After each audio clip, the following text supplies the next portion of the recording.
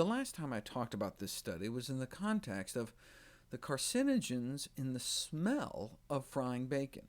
The ability of the fumes generated by frying meat to mutate DNA, potentially explaining both the increased risk of respiratory tract among cooks, as well as the lower proportion of deaths from respiratory diseases and lung cancer among vegetarians.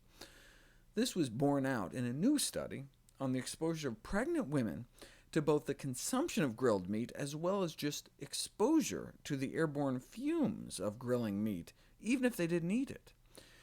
Yes, the study found evidence that prenatal exposure to polycyclic aromatic hydrocarbons from a diet including grilled meat might be hazardous for fetal development.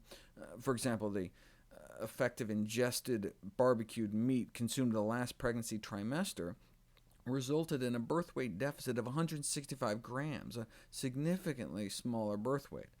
But even if she didn't eat it, airborne exposure alone amounted to a birth weight deficit.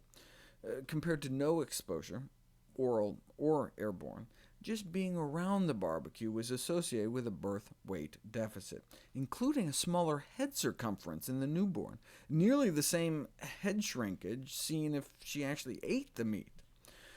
See, after being absorbed into the body, these cooked meat compounds are distributed to almost all internal organs and are transferred through the placenta to the fetus.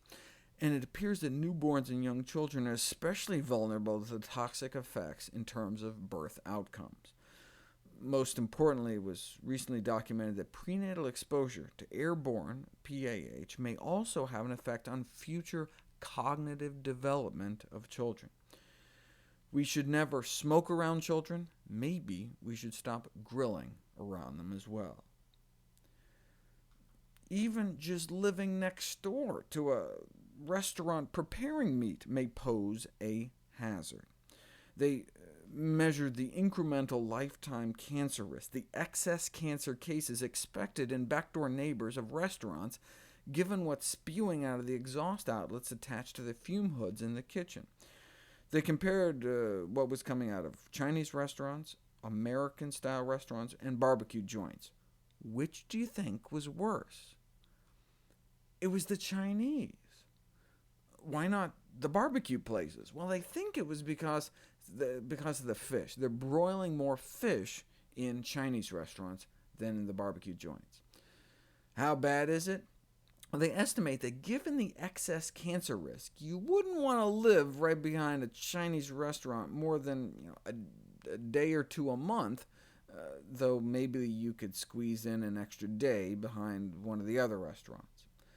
Their model suggests it may be riskier for adults since they breathe more, eat more, and have more skin for the carcinogens to be absorbed through compared to children.